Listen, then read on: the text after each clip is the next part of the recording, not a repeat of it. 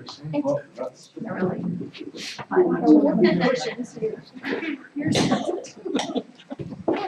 thank y'all for coming out tonight. We see some new faces and some familiar faces. It's always a pleasure to have the building full like you do. Thank you, both of you guys for being here tonight, reporters. We have not Jackpot and the Courier tonight. So thank y'all very much.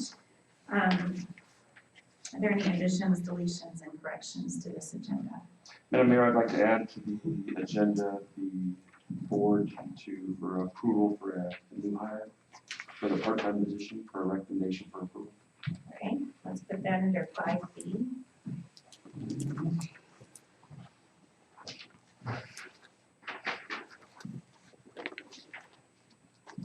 Okay, anything else? My understanding that the board would like to look at an ordinance to address moving to a default system, the fines and surcharges and court costs associated with municipal court. This is something that's been asked for a while from the chief, so he may fall out of his chair. But my suggestion is that to the extent that the board wants to look at something like that, that one of the board members introduce ordinance 12-15-2015A, which would be an ordinance adopting a default system, a fine and surcharge schedule, as well as addressing court costs. With that, that is 5C. Any other additions, deletions, or corrections to the agenda? Okay. Entertain, move to approve the agenda as amended. Second. Okay. All those in favor, vote by saying aye. Opposed? Okay, very nice. Okay, consent agenda. We have the board minutes for November 17th. We don't have any PC minutes this week because they were on vacation. And then we have the bills run from November 18th to November 30th, $3,935.94. Are there any items that need to be pulled out for further review? Okay, very well. We'll approve all of them together at this time. Move to approve. So, second. Okay, all those in favor, vote by saying aye. Aye. Aye. Opposed? And I just have to comment, Renee, thank you so much for your minutes. I like the format this week. Very nice, so thank you. Okay, public input for items not listed on the agenda. If you're in the audience and you have anything to address the board with, please stand. You have 3 minutes. State your name and your address, please. My name is Mac Patron. I still live at 10840 Middle Street. I'd like to thank the Department of Public Works for plowing my road the way I suggested. It's been doing a great job. And so I'm very satisfied with the way my road was done. This is the third mention I've made about Trustee Ellis. What is the status of Trustee Ellis? I don't expect an answer because I didn't get one the first 2 times, but it's my understanding that he is no longer living in Green Mountain Falls. He's an assisted living in Colorado Springs. And I want to know if there will be an effort to replace him. And last night at the budget workshop, some comment was made about some equipment that was available from Colorado Springs to Green Mountain Falls. I just wondered if there's an IGA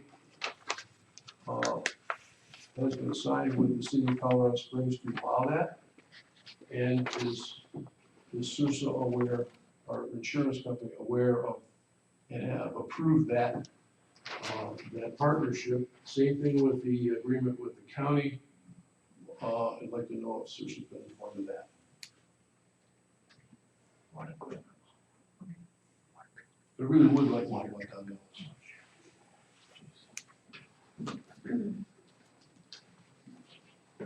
If you want to, give it to me after the meeting. Pardon me? You can meet with me after the meeting, I can discuss the IGA stuff. Mike Wellman, currently residing in Vancouver.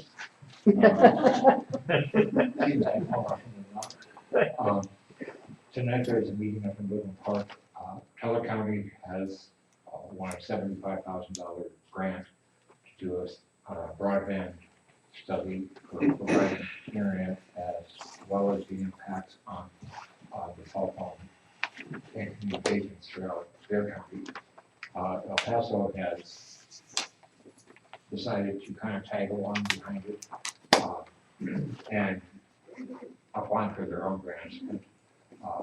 I was going to go up there in a few minutes, gather the information for the cell phone side of it, and then bring that back so I can get an agenda point next time to review on that.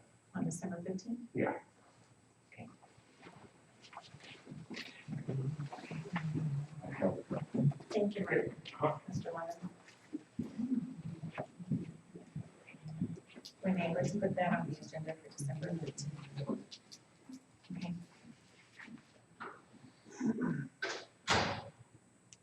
I'm Dr. Trajan Vaughn, 6850 Howard Street, Green Mountain Falls. I noticed that I may have my question referred to a designated trustee for further investigation, and I will ask for that. Who is supervising to see that complaints for harassment are being investigated and charged?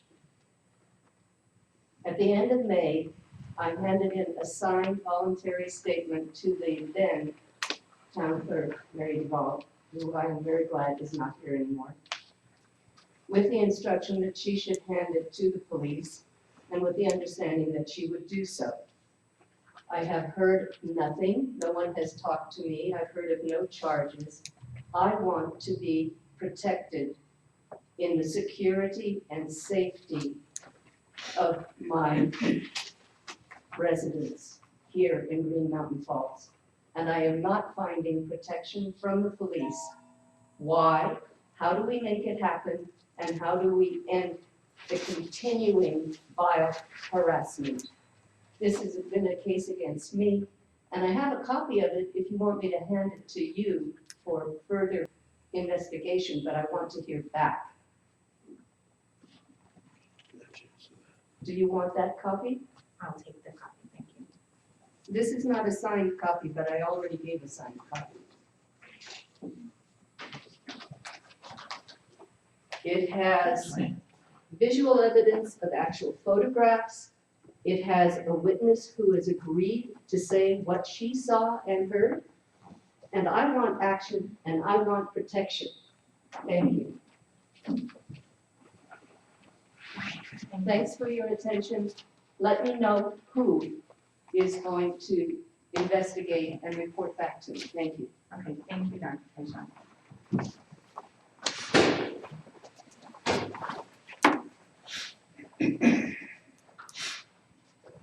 Marshall Worthy, 6955 Denver Street, Green Mountain Falls, Colorado.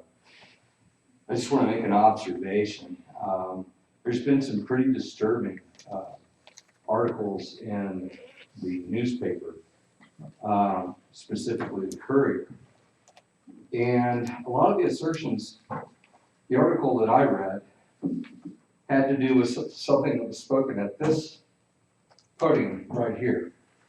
Making accusations against the town. The article was one-sided, did not tell both sides of the story, and that kind of reporting should stop. That's all I have to say.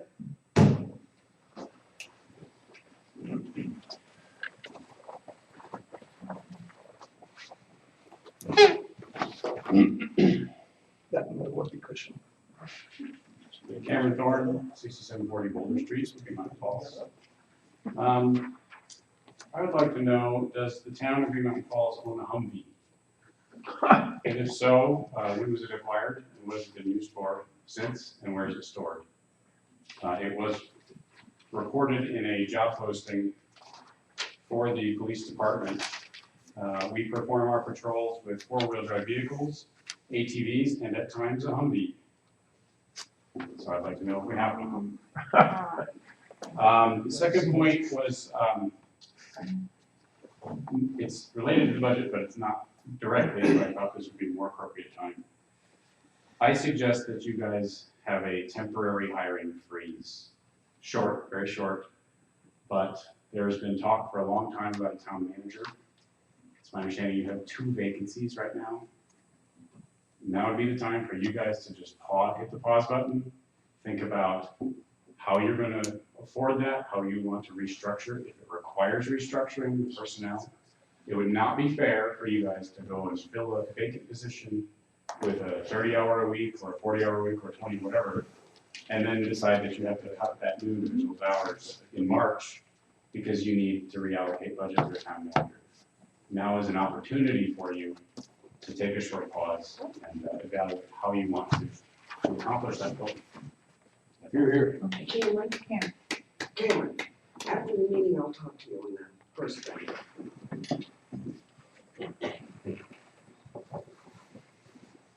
Getting here at 0 Scott Avenue. On that note, I was just curious with the 2 vacancies, what is the town's protocol for hiring? And if there's a panel of people, like department head, trustee of that department, and also at times there's not a citizen representation.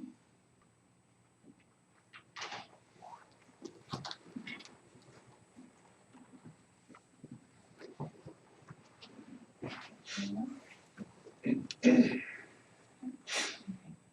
you very much. Wait, I'm sorry. Oh, okay, what else? I signed up to speak, and I forgot. Now I remember, getting old. I'm Dick Bratton, 11190 Hondo. I just want to give you guys a warm fuzzy, because you take a lot of hits. And I just want to point out, these folks up here are volunteers. They're taking time away from their families and their regular life because they love this town. And they're all trying their darndest to do the right thing. And I get tired of hearing pot shots taken from the audience. I think sometimes the way the criticism is couched, it sounds like it's a little bit too harsh. And I would like to implore people who make public input to have a little more kindness, tenderness in the way they present their criticism. I am proud of every one of you. Proud of every one of you, because you are really doing a good job. You can expect a few mistakes when you're brand new to the political process, and we have to tolerate that. But to I want to give you outstanding marks for your effort so far. Thank you very much. Anybody else? Very well, thank you all very much. Okay, moving right along, item number 5A is new business, the Van Car Show. Do you have anyone here representing them tonight? Okay, I'd like to put this, table this until the December 15th meeting, please.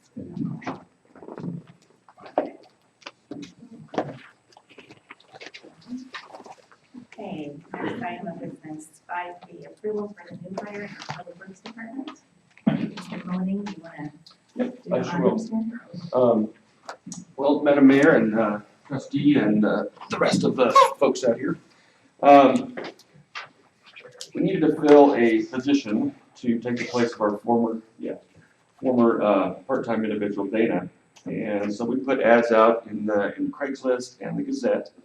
And over the last couple of weeks, we've collected over 17 resumes. Wow. And we whittled that down based upon minimum experiences and qualifications to 10. And of those 10, I made phone calls to those 10.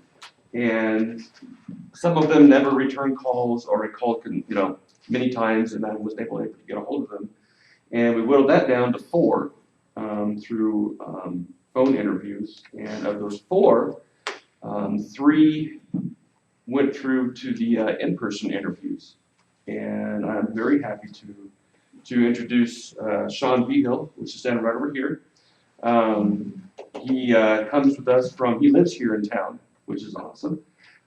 He has lots of experience, ranging from maintenance handyman to landscaping to working for a maintenance company, which has done a lot of plowing snow. He's worked for Aquatech, building pools.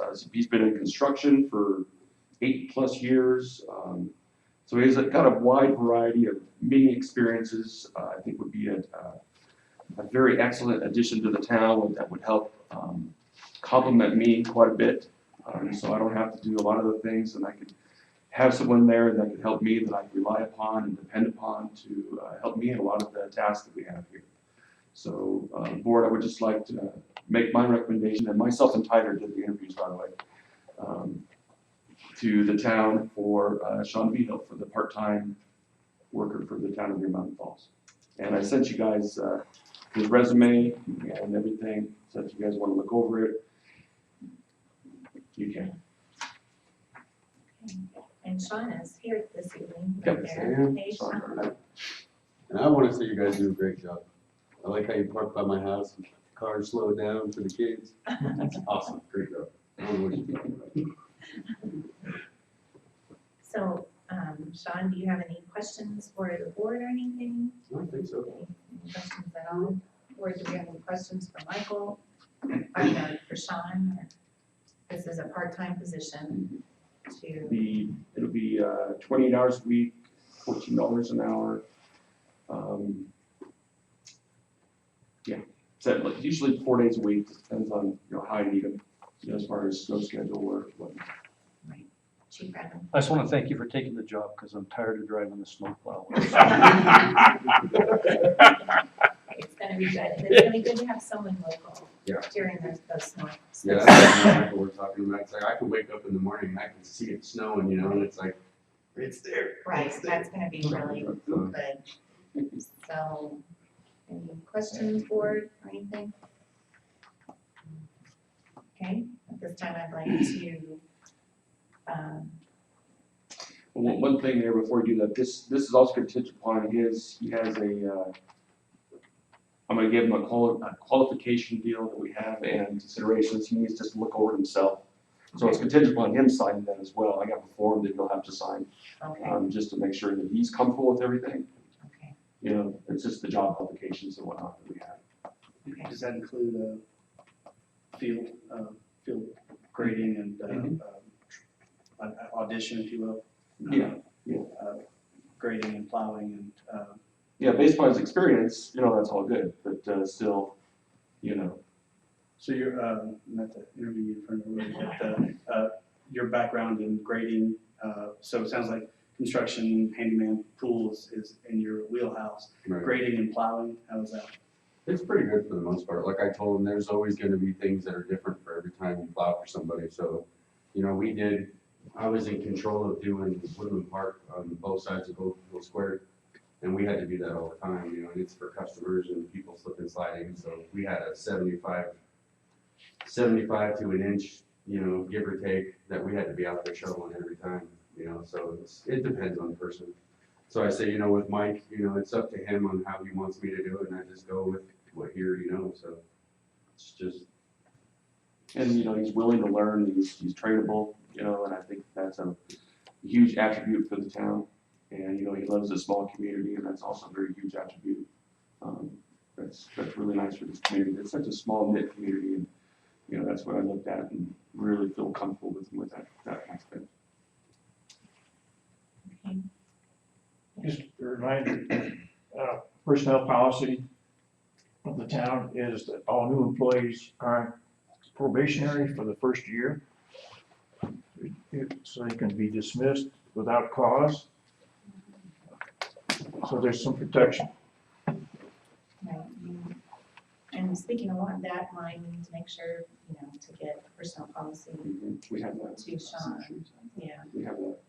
yeah, it's on the work lesson.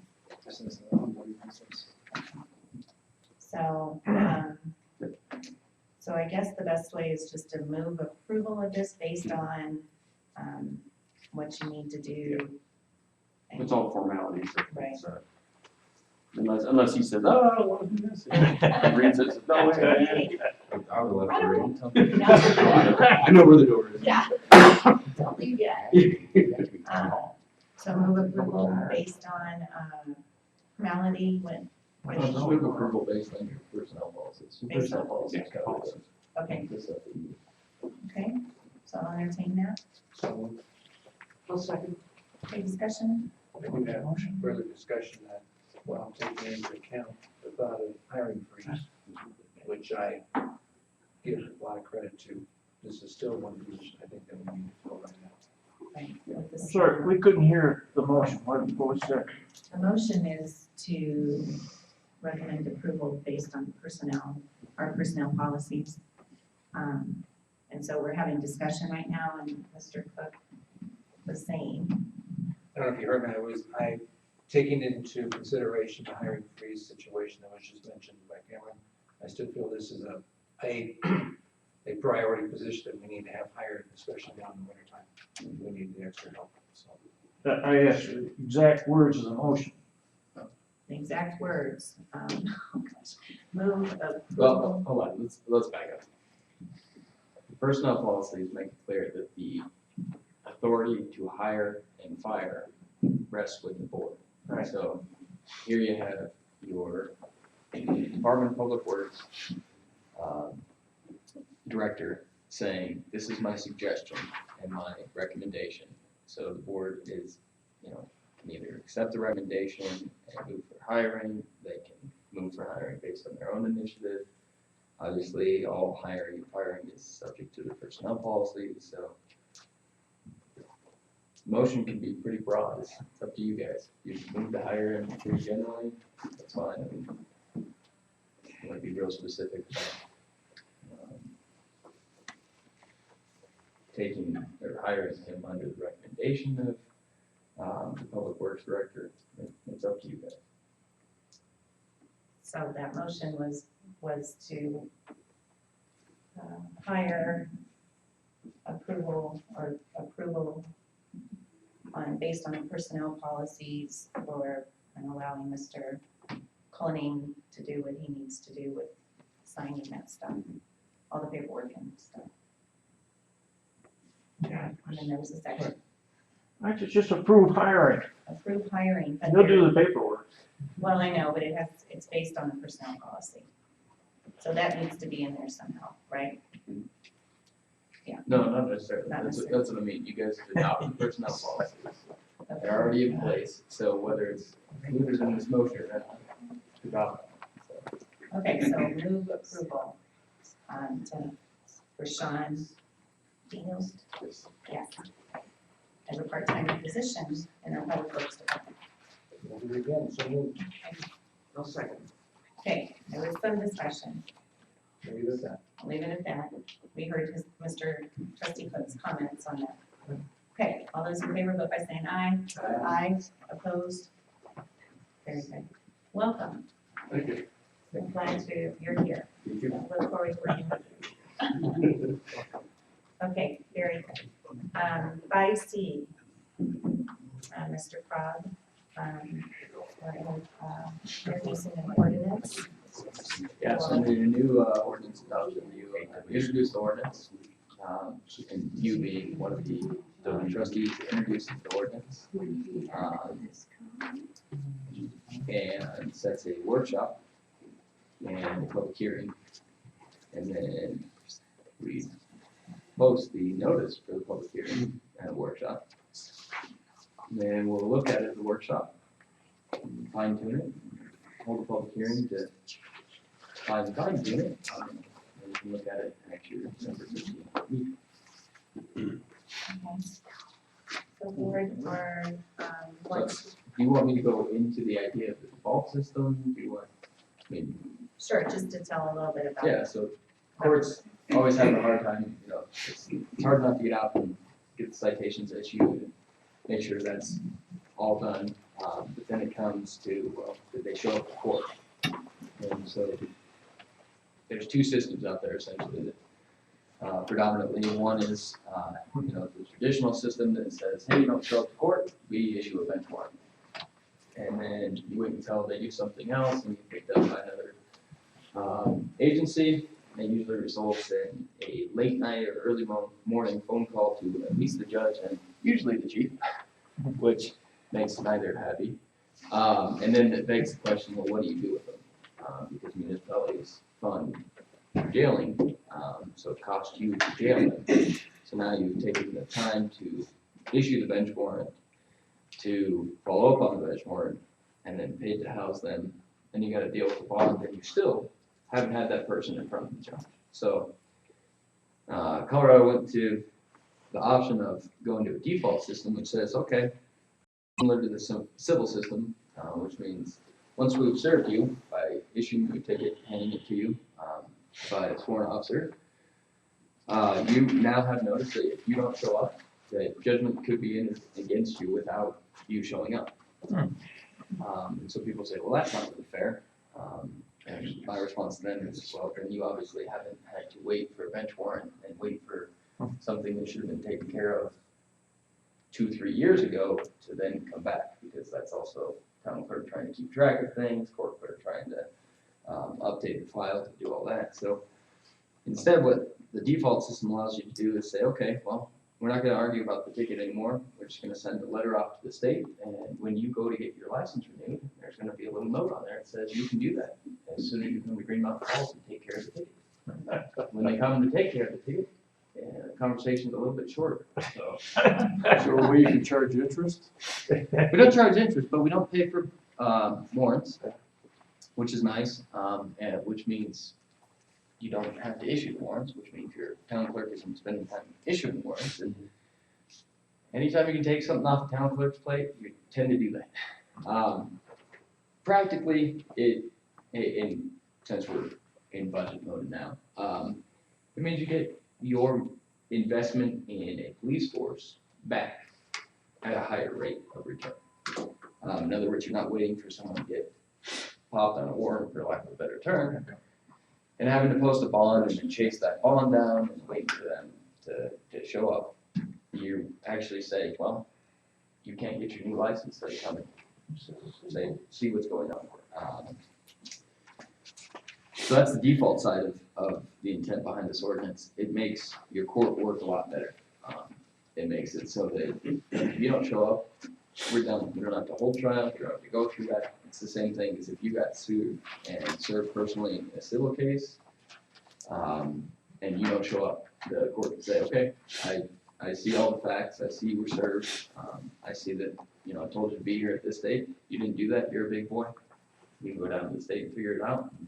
Once you pay your fine, and any other costs to the town of Green Mountain Falls, we'll give you a license. So then you don't get a license back. That moves them to the fines, and I always say this very delicately, but currently it is cheaper to speed through Green Mountain Falls, or cheaper to get caught speeding through Green Mountain Falls by our marshals than it would be by the state patrol, or by either of the counties. And that tells you that maybe your code that you haven't looked at since 1992 might need to redress some of the fines.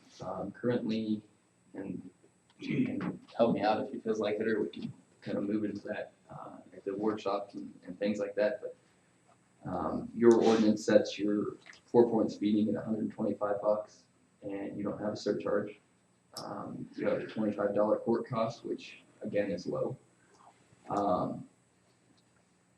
So you end up with a $150 ticket for 4 points here, which 4 points by state patrol is going to cost you About 170. So you're saving $25 to speed through your town. Chief, that's not.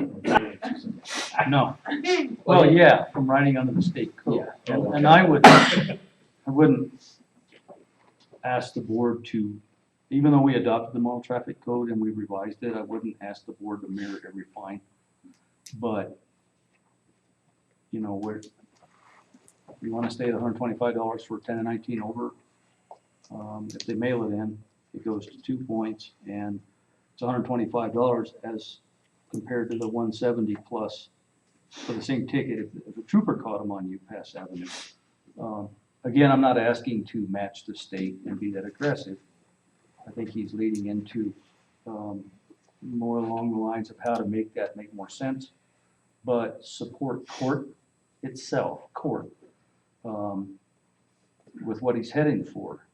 I will say that one thing that does surprise me, and Matt and I have discussed this, is that generally models traffic code or different municipal codes, the 10 to 19 over mirrors the same fine as a careless driver. Ours, it's $25 cheaper to drive carelessly than it is to drive 10 to 19 over. So if I were going to change anything, if I had that, if I could snap my fingers, I would make those two mirror each other as far as fine. The points are the same. But it doesn't make sense, and we've had incidents where people have had such a high rate of speed, we've attached that careless driving to it because of the amount over the speed limit they were. It's kind of standardly how we do that. 25 to 30 over the speed limit is going to get you that careless. 30 plus over is going to get you a reckless driving, which changes the complete game to 6 points on that chart alone. But it doesn't make sense to me why we have 125 for the 10 and 19 over and 75 for careless. Those two should mirror each other, whatever they wind up being, as far as fine, a set fine. And a lot of times careless is issued when there's a traffic accident. So Traffic it's almost better to accidents hit or, somebody than it is to speed. or near misses. So you've got some fines that you should look at the logistics behind. The dollar figures are, again, I would not suggest that any requirements encourage people to get caught by our police rather than by a state trooper or county police. But, I mean, logistically, when the red and blue lights come on, you're hoping that it's him or one of his guys rather than the state guys, but at least your wallet is. So then that kind of goes into the surcharge idea, and that started a long time ago with saying, look, if you guys issue 5 and 5 people turn them over on the back and take the deal, it says if you mail this in within 20 days, we'll reduce it to 2 points. You don't have to have a municipal judge. You don't have to have me show up to prosecute. You don't have to have any of that. So your court costs are low. Well, more people feel like, well, I guess, I don't know, maybe they like to come to court. I really don't know. But for some reason or other, they end up here and they say, okay, well, now you're using these systems that are set up and they're in place, but if you didn't do that, we wouldn't have to activate that system, which means the town's, out further money for you exercising your rights, which is great. But, essentially every offense at the state level and at the county level, there's some associated surcharge. And I think state on some are 36 odd bucks. They're around $35, but it depends on the offense. And that's all 42 code, and we use 42 code if we don't write in the municipal court. There's DNA surcharge, there's fringe injury surcharge. I mean, they can really accumulate, and they're defined by whatever that individual was cited for. So standard, I think, is around 30. It's been a while since I've written. Yeah, they're upwards of $30. About 35, good average. Yeah. So again, just the offense itself, you're significantly lower. So encouraging speeding through your town, or at least getting pulled over a cop by him. Then you go into the surcharge and you get all of these state and counties that are getting, essentially recouping the costs through surcharges, but you guys are again behind. So that gap between getting caught by a marshal instead of a sheriff or a state patrol officer just gets wider. It's something that gets put back into the general fund. A lot of places use it to replace old equipment, things like that get used as new technology comes out, things like that. So other than that, I don't know. Chief, did you have a? Well, this is the only municipality that I'm aware of, and I haven't gone done a survey of all of them, but the places I've worked and the people we work with, that doesn't have one.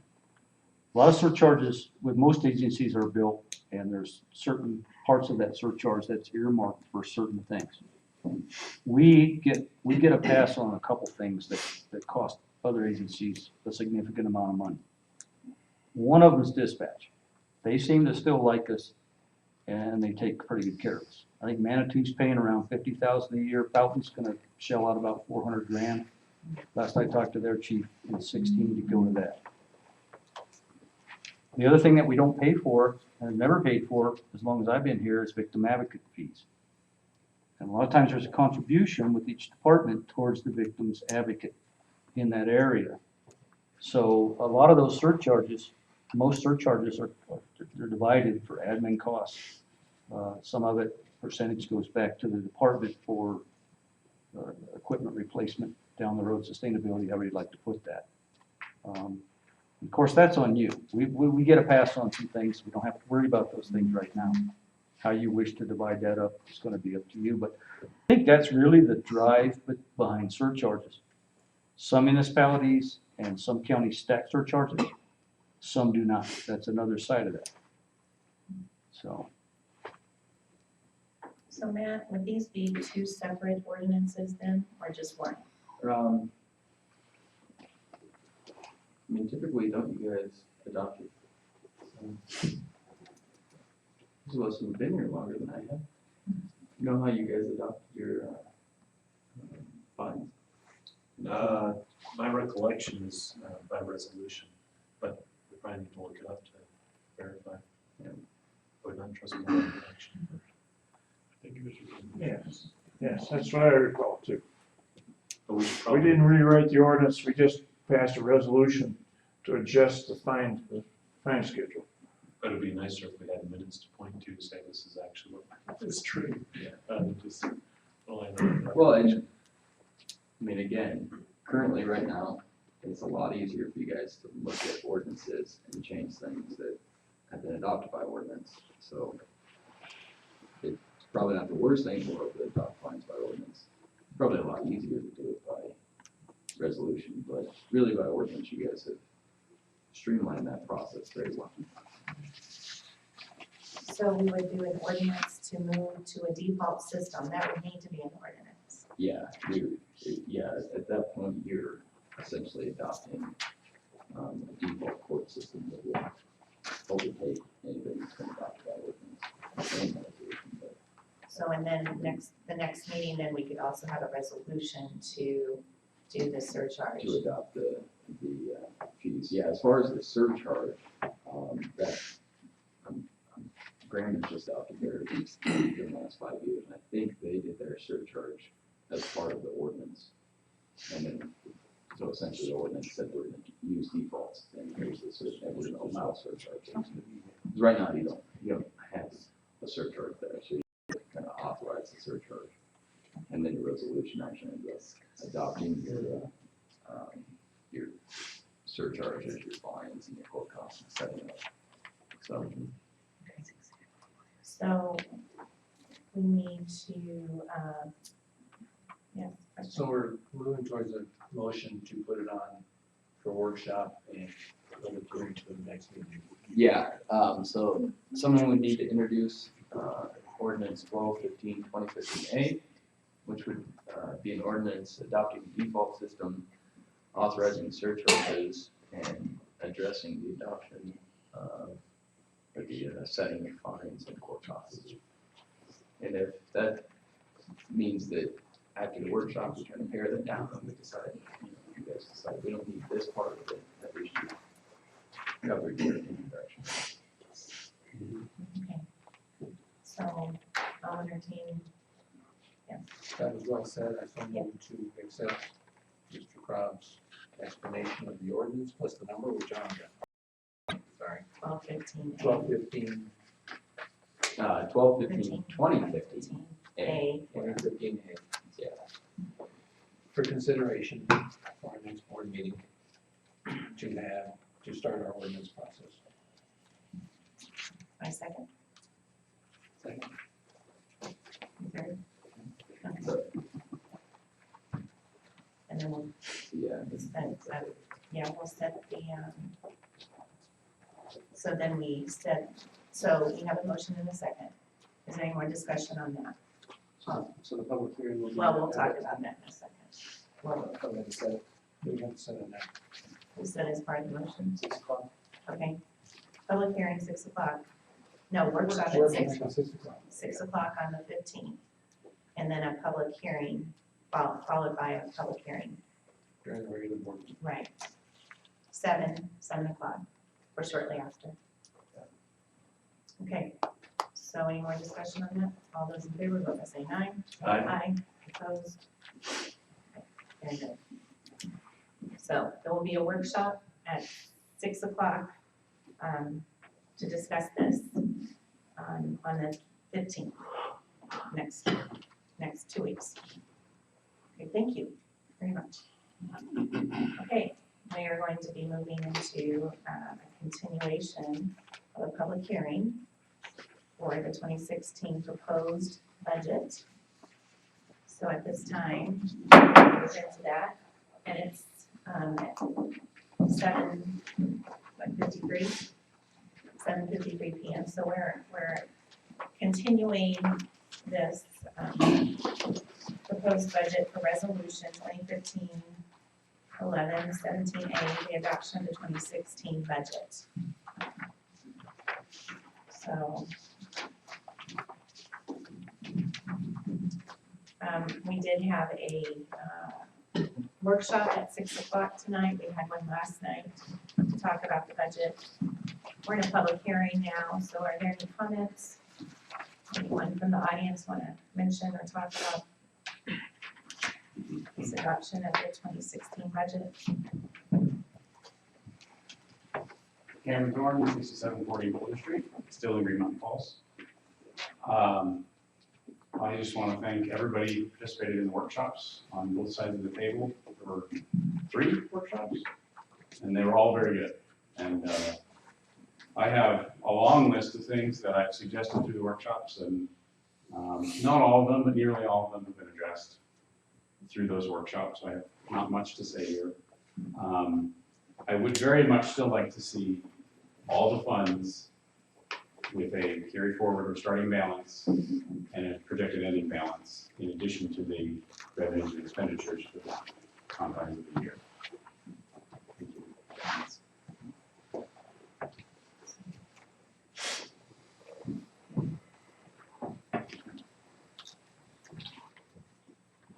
Matt Petrone, still at 108 Rural Street.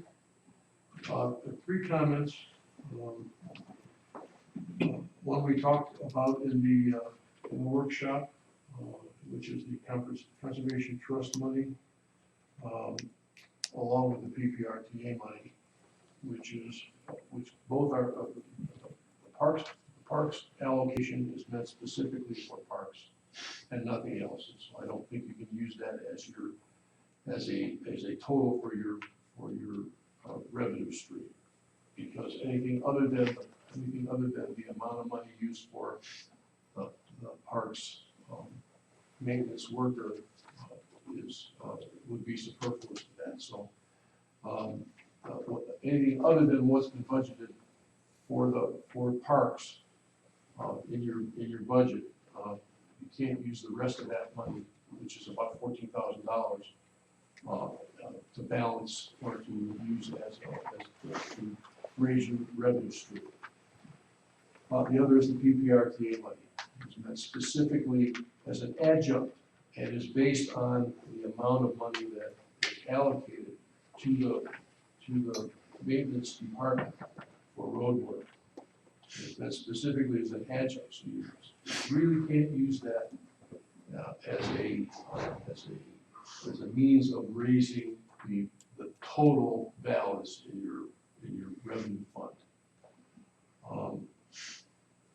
The other thing that's one. 2, I know the marshal would like a full-time salary with benefits deputy. I mentioned this at the workshop last night, and maintained it again today, that it is a luxury we cannot afford. would be great to have, a full force, 5 policemen, all fully paid, but that is not likely to happen in Green Mountain Falls.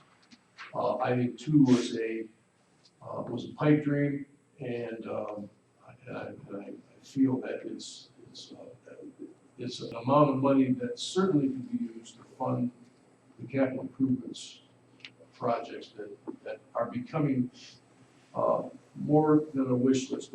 Some of them are becoming a necessity. The third thing is that we showed $25,000, and you may have adjusted it up to $27,000 in road building materials. And I can tell you from experience that probably is not going to allow you to maintain the status quo as of today, as far as the condition of the streets are concerned. So that $27,000 is not going to allow you to keep up the condition of the roads as they are today by this date next year. And frankly, the roads are not in real good shape.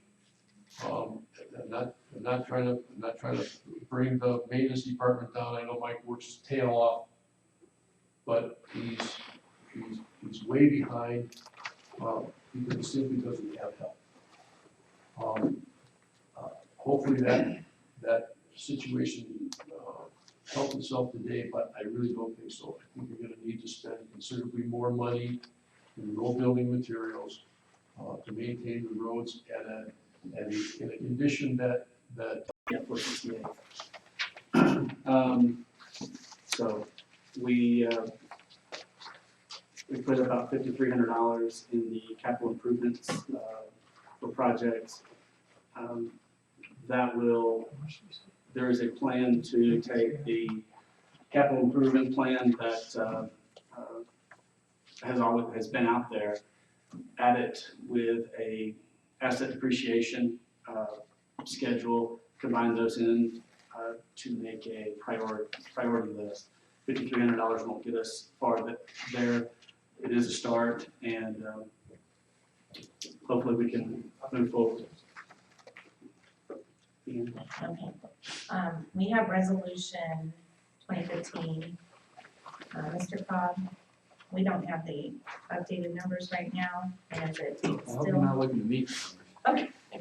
The, okay, trustee, Oh, you mean updated, resolution numbers, right, not updated numbers put in. we need the updated resolution number, and then we need, You know, it's up to you, and actually,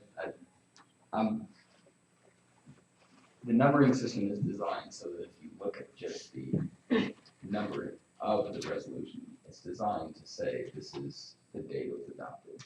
And for resolutions, you put the year first so that you know it's a resolution you're looking at first, an ordinance. So for instance, we just introduced 12/15/2015A.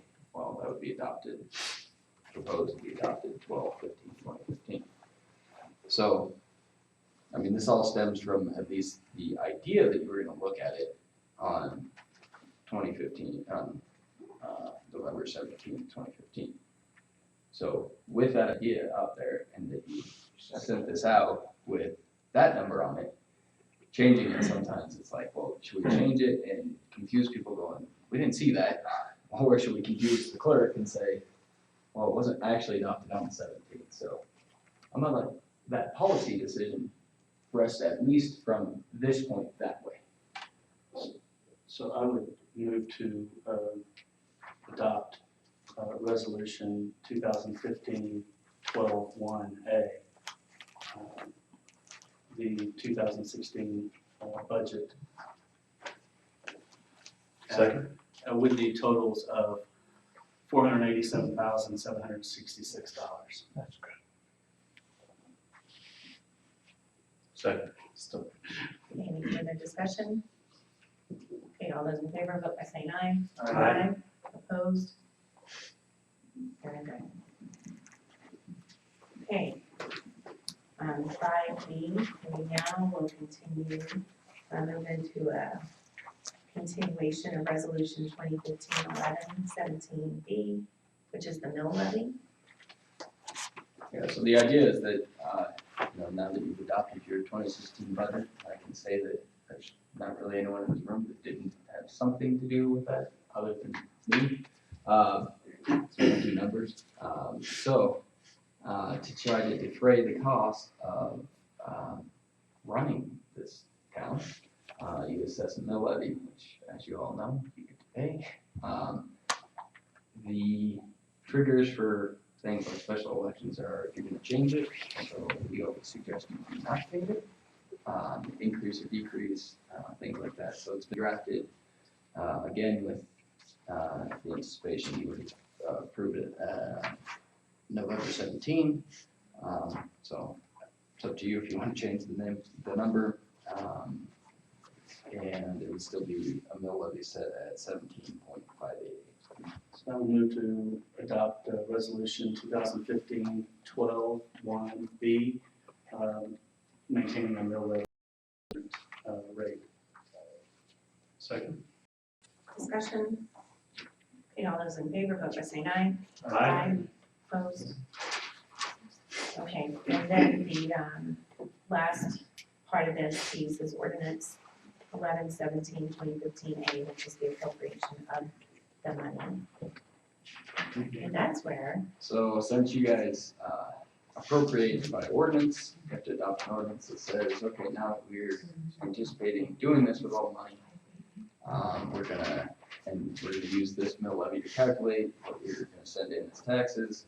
What are we actually gonna push all this money out and say, go ahead and do that, department heads?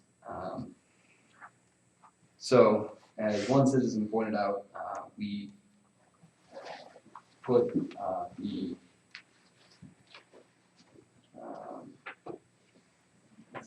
expenses on here rather than, the inflow rather than the outflow. So again, you're gonna get that information from trustee Butts to input in there. I don't know if you wanna read those numbers and, you guys need to, in order to adopt an ordinance, you need to read the whole thing. right, So, number again? yeah. So I will read and then, trustee Butts, when I read, you can tell the number and how's that? Okay. Okay, so, this is ordinance 11-315A, the appropriation of the money. So this says a resolution. Yeah, it should say ordinance. Okay, I was confused. This is a resolution appropriating sums of money to the Well, various. it'll be an ordinance, not a resolution. Oh, sorry. Okay. An ordinance appropriating sums of money to the various funds and spending agencies in the amounts and for the purposes set forth below for the town of Green Mountain Falls, Colorado for the 2016 budget year. Whereas the Board of Trustees of the town of Green Mountain Falls, Colorado, pursuant to Colorado statute and the town of Green Mountain Falls Municipal Code is vested with the authority of administrating the affairs of the town of Green Mountain Falls, Colorado. Whereas the Board of Trustees of the town of Green Mountain Falls has adopted the annual budget in accordance with local government budget law on December 1st, 2015. And whereas the Board of Trustees has made provisions therein for revenues in an amount equal to or greater than the total proposed expenditures as set forth in said budget. And whereas it is not only required by law, but also necessary to appropriate the revenues, reserves, and fund balances provided in the budget and for the purposes described below, thereby establishing a limitation on expenditures for the operations of the town of Green Mountain Falls, Colorado. Then this part again should read, now therefore be it resolved. Okay, so now therefore be it ordained by the Board of Trustees of the town of Green Mountain Falls. The following sums of money are hereby appropriated from the revenue of each fund to each fund for the purposes so stated below. General operations, administrative, legislative, attorney salaries and benefits. So we've got so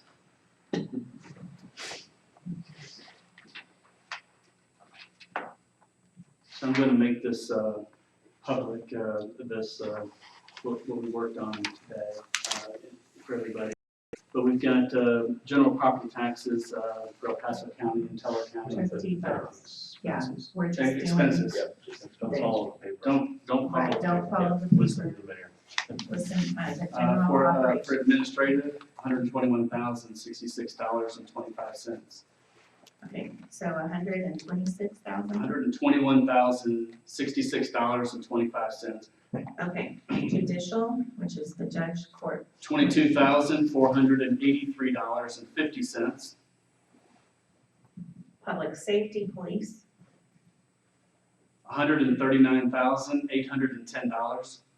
public works, $138,683.25. open space, recreation, parks, $15,117. and lease payments. And that was parks. Pool is $25,545. Lease payments, Zero. no, I mean lease payments. Okay, total. Total budget is $487,766. Contingency reserve, $30,000, Tabor amendment reserve. $748. The budget as submitted, amended, That's not your reserve, that's not your table reserve number. It's $14,748 is your total table reserve. The adjustment is $748. Okay. so the budget as submitted, amended, and herein above summarized by fund is hereby approved and adopted as the budget of the town of Fremont Falls for the year 2016. The budget hereby approved and adopted shall be signed by Lori Worthy, Mayor, and Renee Price, Assistant Interim Town Clerk, and made part of the public record for the town of Fremont Falls. Section 4 of any article, section, paragraph, sentence, clause, phrase of this ordinance is held to be unconstitutional or invalid for any reason. Such decision shall not affect the validity.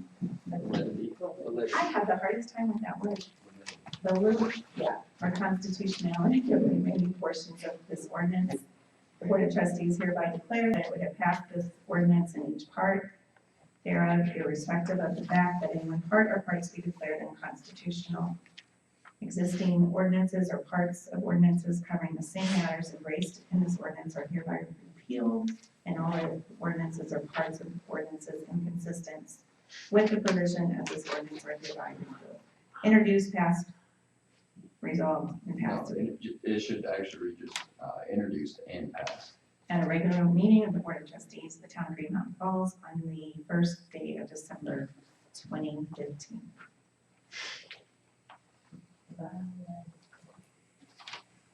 Thank you.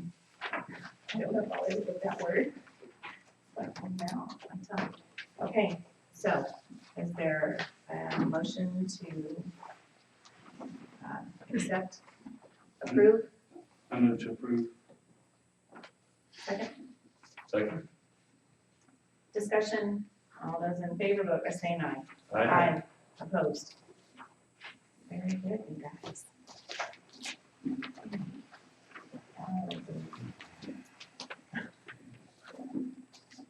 We'll practice that. Okay, over coffee, we'll practice that. Okay, good job, thank you. Thank you, Trustee Butts. Thank you, department heads. Thank you, everyone that participated in this budget discussion. Okay, public hearing. Oh, I'm sorry, I'm looking at the old thing. We do have a continued public hearing at this time for the building code amendments. Well, there's still, there's that and the ball bills. Okay, And I don't have comments back to staff on the Black Hills franchise agreement. So I would ask that we just continue that. continue. Okay, And the same would be for the PPRBG. We haven't heard back on what sections they proposed that we actually repealed. okay. So they asked, the draft ordinance said that they were repealing two sections of the code, and we don't have code references that match up with those. We haven't heard back from them on that yet. So I need to touch base with them. Okay, so, So I'll bring both those back to you on the 15th. okay, perfect. Okay, moving right along, reports. I have no report. Oh, do we have to move to, excuse me? Close it here. Yeah, I would, again, Close the- erring on the side of them, I would go ahead and call the public hearings, for both those matters. Anyone who is here, wants to speak on, I allow them to speak, and then, I would suggest entertaining a motion to continue public hearings for each of them separately. Okay, so item 60, let's move it into a public hearing at 8:15 for the Black Hills franchise renewal agreement. Anyone have comments on that?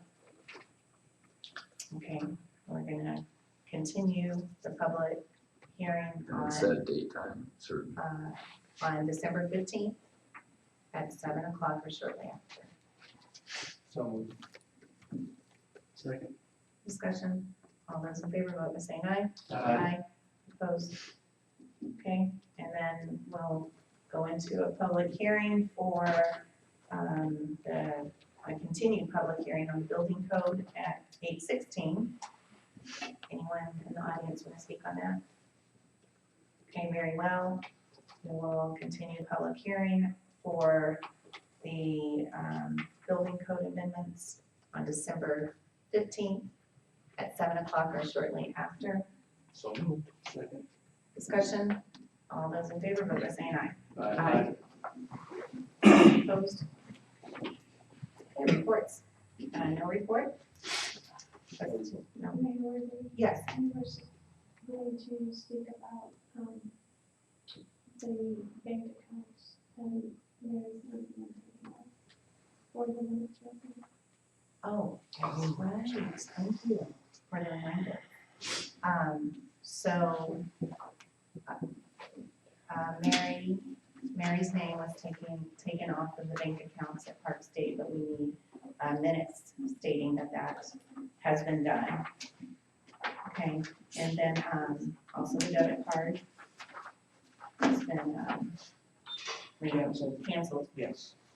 So, and then we just need minutes, we did add Renee, Price on there. And, anything else on that? So just so the minutes reflect that the board's taking security measures in the interim. Right, And then we take them up to that. and then we'll take them up to, Park State Bank. Okay, thank you Renee for the reminder. Trustee Stevens. PSCG in regard to next week, Trustee Butts. I want to thank Renee for stepping in. It's been a huge help. A few things that to think about. So we have canceled the QuickBooks subscription. They have refunded us what we paid up.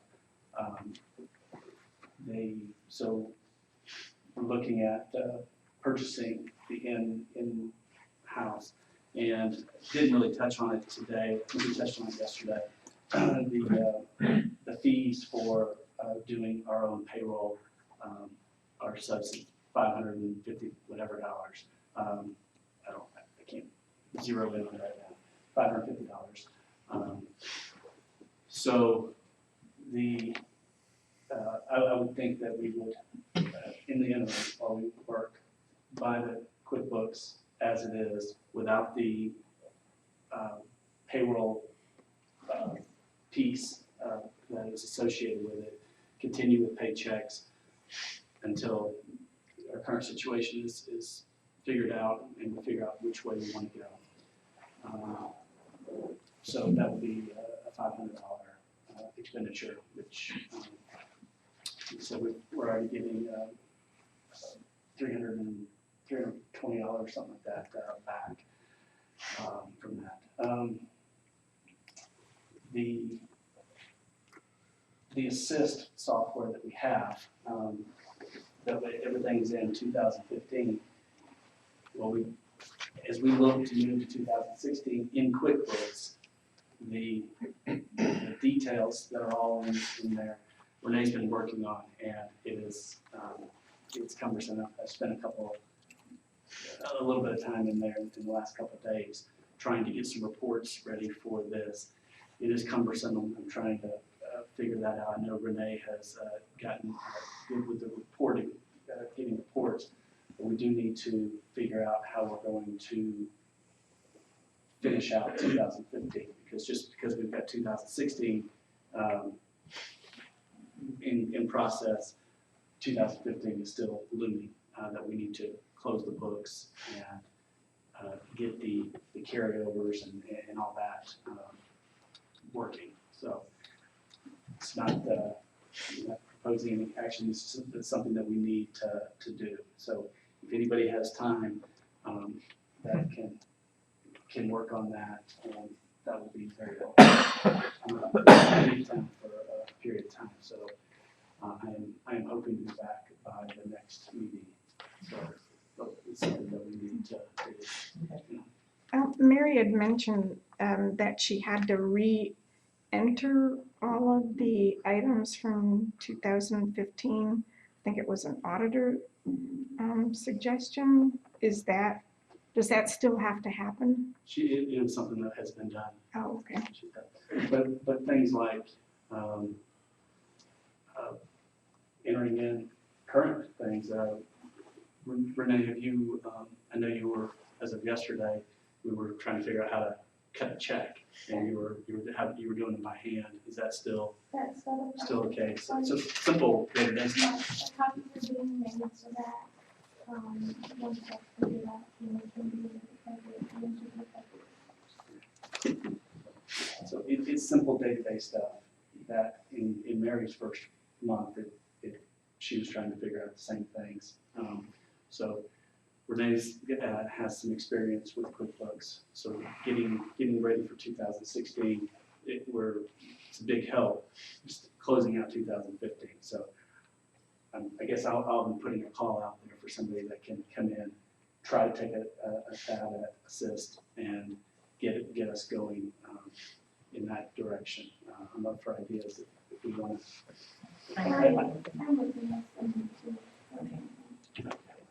And I'm around, I'm not going anywhere as well. The other thing, we talked about it last night, but we need to make the decision on is about elections. We've got a couple different options, and in the budget that we just passed, we allocated $7,200 in there for elections, but we need to decide, do we want to have the county do it, or do we want to do it in-house? If y'all know the options. Should we put that on the agenda for next meeting? Decision? It's up to y'all. I don't know what we can do to sway us one way or the other. It's obviously something that we can do then.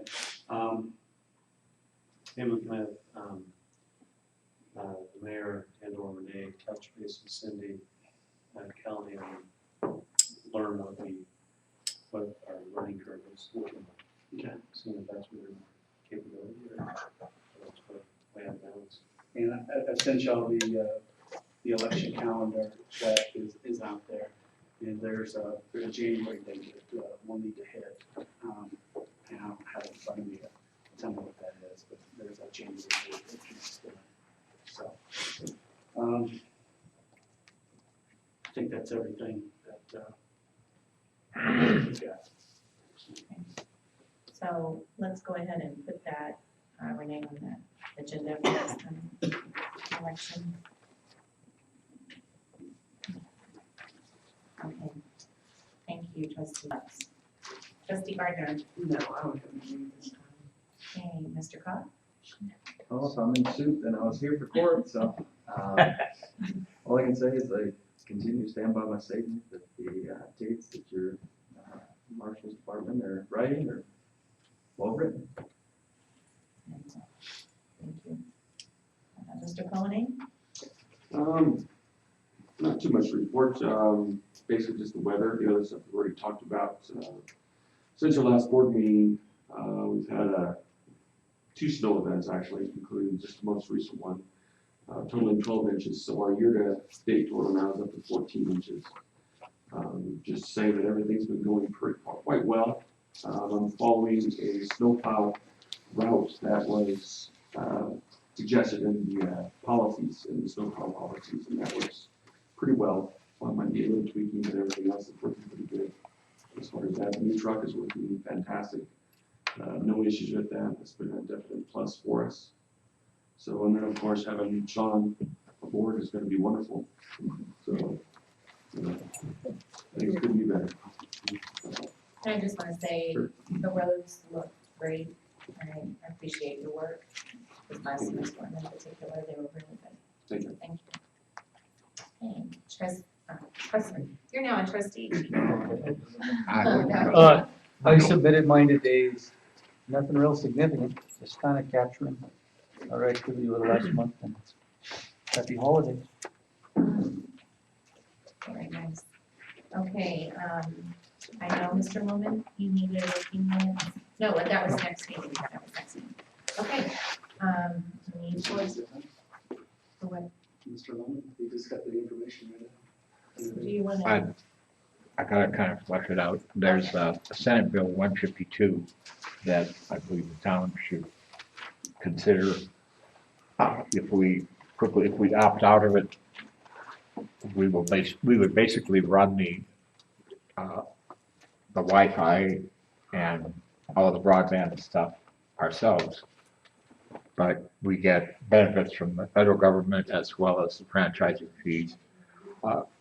And 46 communities and 2 school districts opted out in the first November, or the November election.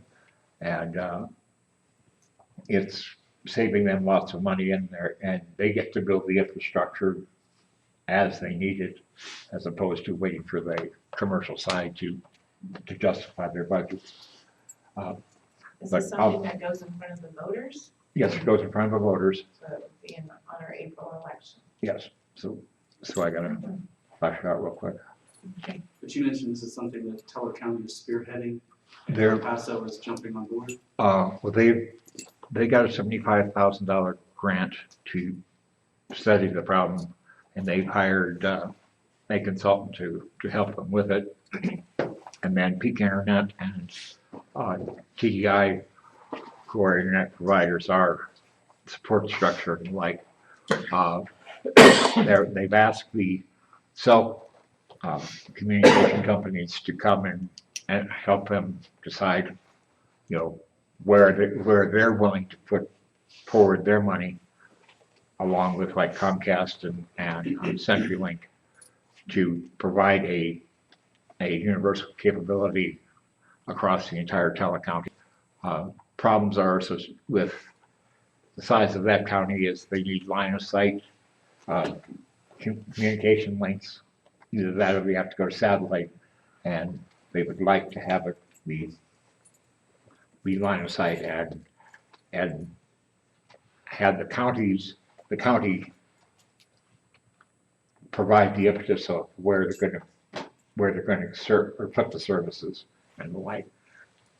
I've got to read 152 completely because they modified it, but there's a potential that the town would get the franchising fees from the providers, who would then be using the town's actual infrastructure. Okay, so we'll put this on the agenda still for the 15th. Yeah. For you. Okay, perfect. Okay, is there any other business? No other business, the meeting is adjourned at 8:28. Oh, it's a good night. Amazing. No, you get like a huge networking burst, so I just signed. Oh, no, I didn't. Oh, are they really? Cameron? Yeah,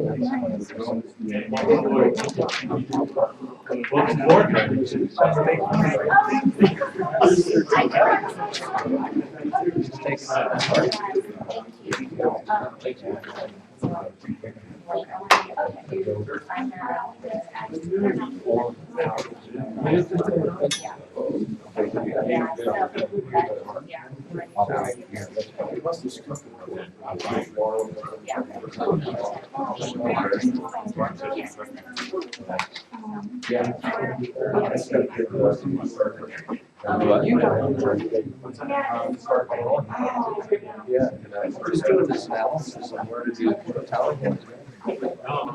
Thanks for telling you know somebody that does that. Line of sight, baby.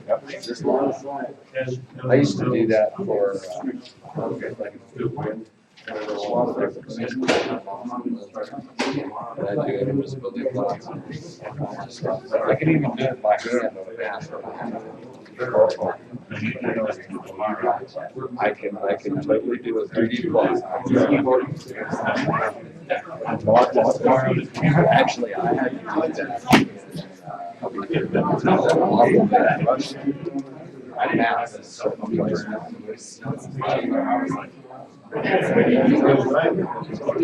Once you can figure out what symbology was,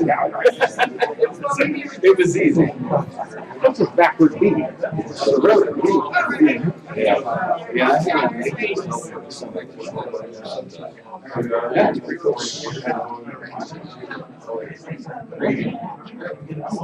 I tell you who makes the best maps in the world? They are art. Yeah, they are beautiful. Just look at those. It's amazing. Best maps I've ever seen. Did they get much of a turnout up there? Actually, there were great people. And the other ones.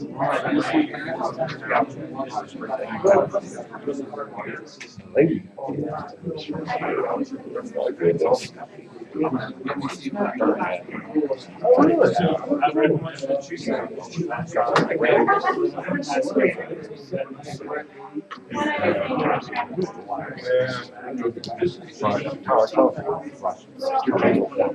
Oh, yeah.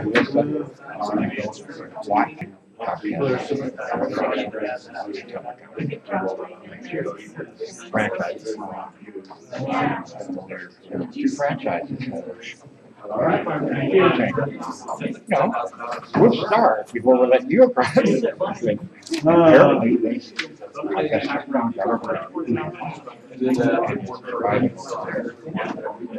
so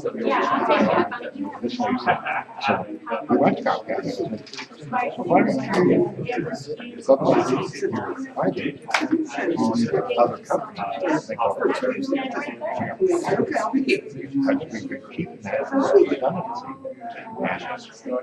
So I was impressed with the meeting. Last week was more about advertising.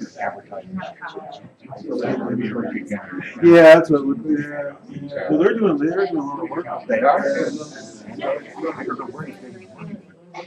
Building towers. And investors. Yeah, I know Park St. Nancy. I got a question for you. Okay. Totally different.